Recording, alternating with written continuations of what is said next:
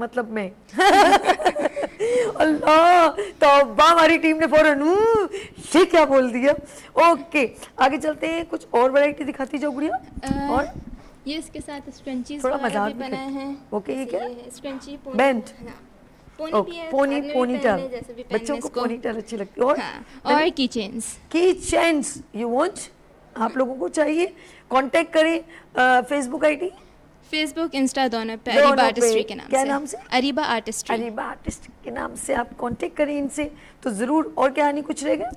ये मुझे तो लग रहा है खुदा की कसम अभी मैं गली गली फेरियां लगाऊंगी जिस तरह मैंने इनको हैंग किया हुआ है। जी ले लो अरीबा का सामान ले लो जी। किचन बहुत खूबसूरत है दिस वन, ये आप चाहे तो अपनी गाड़ी वगैरह के साथ भी लगाएं, अपने घर की उसमें भी हैंग कर सकते हैं। और यानी दूसरा दिखाओ, देखो मैंने तुम्हारे सारे बैग उठा लिए, दूसरा भी दिखाओ, और दिखाओ वाइट वाला।